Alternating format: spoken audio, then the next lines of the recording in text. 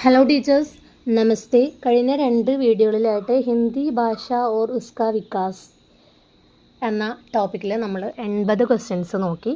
അപ്പോൾ ഈ ഒരു വീഡിയോയിൽ നമ്മൾ 55 ക്വസ്റ്റ്യൻസ് ആണ് നോക്കാൻ പോകുന്നത്. അതിൻ്റെ കണ്ടിന്യൂഷൻ തന്നെയാണ്.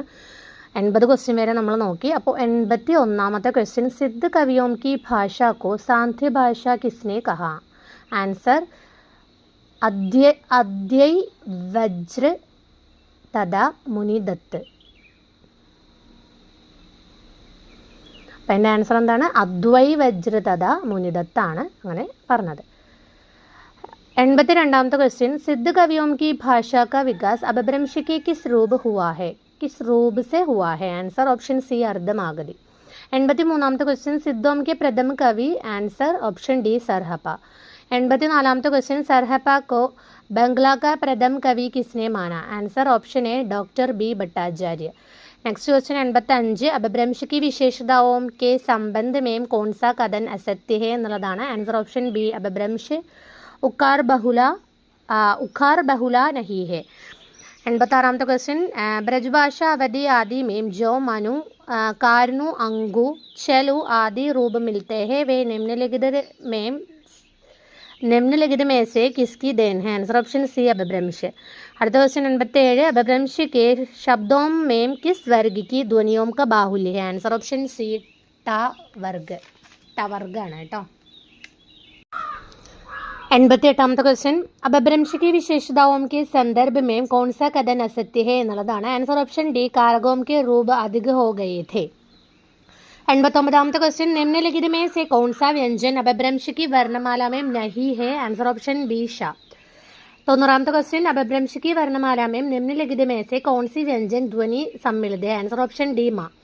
91ാമത്തെ क्वेश्चन, निम्नलिखित में कौन सा वर्ण समूह अपभ्रंश की वर्णमाला में नहीं है? आंसर ऑप्शन ए ङ न न श और श. 92, अपभ्रंश में कितने लिंग है? आंसर ऑप्शन ए 2. 93, अपभ्रंश में किस कोटि के शब्दों का बाहुल्य है? आंसर ऑप्शन बी तद्भव. 94ാമത്തെ क्वेश्चन, निम्नलिखित में कौन सा स्वर युग्म अपभ्रंश की वर्णमाला में नहीं है? आंसर ऑप्शन सी आई औ. 95, अपभ्रंश में न व्यंजन किस रूप में मिलता है? आंसर ऑप्शन बी ना.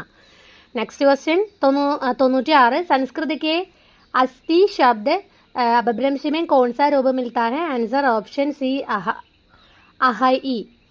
नेक्स्ट क्वेश्चन 97, कोंकणी भाषा किस अपभ्रंश से विकसित हुई? आंसर ऑप्शन डी महाराष्ट्री.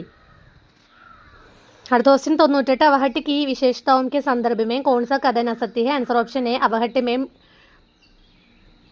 ढा और ढा ध्वनियों नहीं है. 99, अपभ्रंश काल 10वीं शताब्दी तक माना जाता है परंतु अपभ्रंश काव्य लिखा जाता रहा. आंसर ऑप्शन सी 14वीं शताब्दी तक. 100ാമത്തെ क्वेश्चन, पुष्पदंत की भाषा को मराठी की जननी किसने कहा? Answer option D doctor Tagare. 101ാമത്തെ क्वेश्चन, अपभ्रंश का सर्वाधिक लोकप्रिय छंद है? आंसर ऑप्शन ए दोहा. 102, निम्नलिखित में से कौन सा कथन असत्य है? आंसर ऑप्शन सी अपभ्रंश में तत्सम शब्दों का बाहुल्य है. അടുത്ത क्वेश्चन, दक्षिणी अपभ्रंश को निराधार एवं अवैज्ञानिक किसने कहा? Answer option D doctor Namvar Singh. 104, प्राच्य के अपभ्रंश के एक भेद माना है? आंसर ऑप्शन ए राम शर्मा ने. 105ാമത്തെ क्वेश्चन, भारतीय आर्य भाषाओं का उदय माना जाता है? आंसर ऑप्शन सी 1000 ईस्वी के आसपास. 1000 ईस्वी के आसपास. 106ामത്തെ क्वेश्चन, पुरानी हिंदी का उदय माना जा सकता है? Answer option D Avahatta.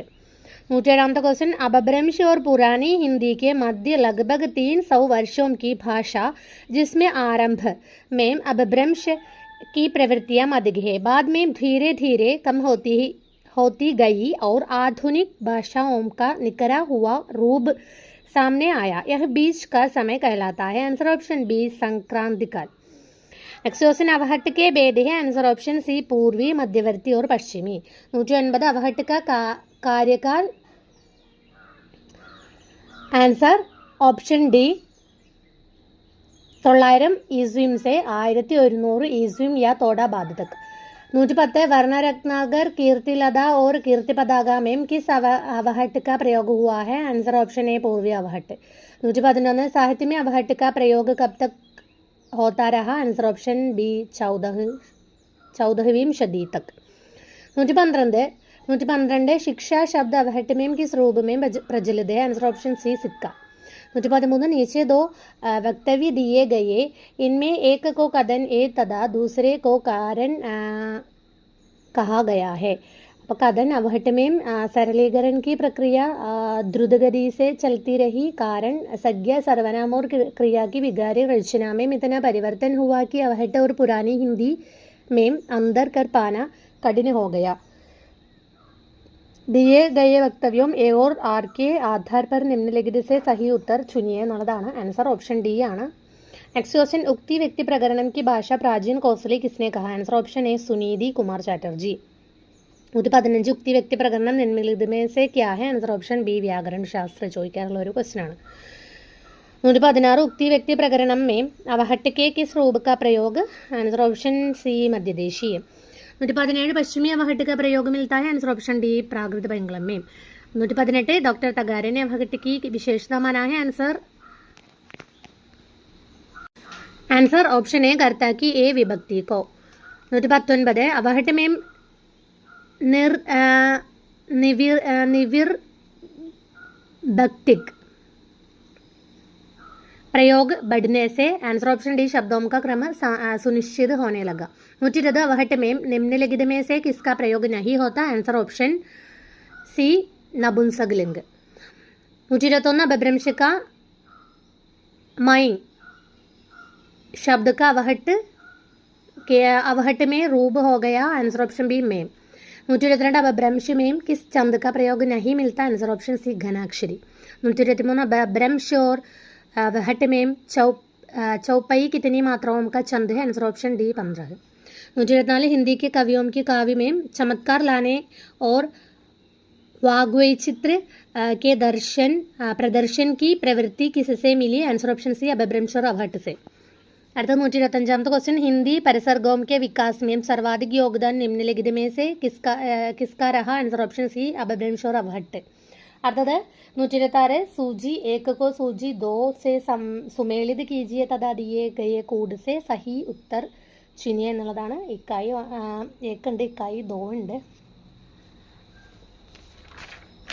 അപ്പോൾ ഇതിൻ്റെ ആൻസർ വരുന്നത് ഓപ്ഷൻ ഡി ആണ്.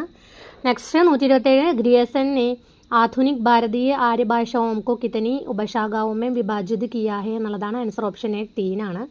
അടുത്തത് ग्रियर्सन द्वारा वर्गीकृत बाहरी उपशाखा में कितने समुदायों की भाषाएं എന്നുള്ളതാണ്. ആൻസർ ഓപ്ഷൻ ബി 3 ആണ്. നെക്സ്റ്റ് 129 ग्रियर्सन के वर्गीकरण में बाहरी उपशाखा में कितनी भाषाएं हैं എന്നുള്ളതാണ്. ആൻസർ ഓപ്ഷൻ സി 7 ആണ്. 130 ग्रियर्सन के अनुसार मध्यवर्ती समुदाय की भाषा कौन सी है എന്നുള്ളതാണ്. ആൻസർ ഓപ്ഷൻ ഡി पूर्वी हिंदी ആണ്. 131 ग्रियर्सन के वर्गीकरण में भीतरी समुदाय में कितनी भाषाएं में है എന്നുള്ളതാണ്. ആൻസർ ഓപ്ഷൻ എ 6 ആണ്. നെക്സ്റ്റ് 132 ग्रियर्सन ने पहाड़ी समुदाय को किस उपशाखा में रखा है എന്നുള്ളതാണ്. ആൻസർ ഓപ്ഷൻ സി भीतरी उपशाഖ എന്നുള്ളതാണ്. അടുത്ത 133 डॉक्टर सुनीति कुमार चैटर्जी द्वारा आधुनिक भारतीय आर्य भाषाओं के वर्गीकरण के संबंध सही कथन എന്നുള്ളതാണ്. ആൻസർ ഓപ്ഷൻ സി ആണ്. 134 आधुनिक भारतीय आर्य भाषाओं में सबसे प्राचीन भाषा कौन सी है എന്നുള്ളതാണ്. ആൻസർ ഓപ്ഷൻ ഡി പഞ്ചാബി ആണ്. നെക്സ്റ്റ് ആധുനിക് ഭാരതീയ ആര്യ ഭാഷാओं में सम्मिलित नहीं है എന്നുള്ളതാണ്. ആൻസർ വരുന്നത് ഓപ്ഷൻ സി ആണ്. അപ്പോൾ ഈ ഒരു വീഡിയോയിൽ നമ്മൾ 55 ക്വസ്റ്റ്യൻസ് ആണ് നോക്കിയത്. അപ്പോൾ ഇതൊരു ഹിന്ദി ഭാഷ और उसका विकास എന്നുള്ളതൊരു വളരെ വലിയൊരു ഏരിയ ആണ്. അതിൽ നിന്ന് ഒരുപാട് questions JLT, HST, HHST, SET, കേട്ടറ്റ് പോലെയുള്ള പല എക്സാമിനും ചോദിക്കാറുണ്ട്. നിങ്ങൾക്ക് പ്രീവിയസ് ഇയർ ക്വസ്റ്റ്യൻ പേപ്പേഴ്സ് എടുത്ത് നോക്കിയാൽ തന്നെ മനസ്സിലാവും. അപ്പോൾ അതിനനുസരിച്ച് എന്ത് ചെയ്യുക, നിങ്ങളെല്ലാവരും പ്രിപ്പയർ ചെയ്തുക. പ്രത്യേകം നോട്ട്സ് ഉണ്ടാക്കിയിട്ട് തന്നെ പഠിക്കുക. ധന്യവാദ്.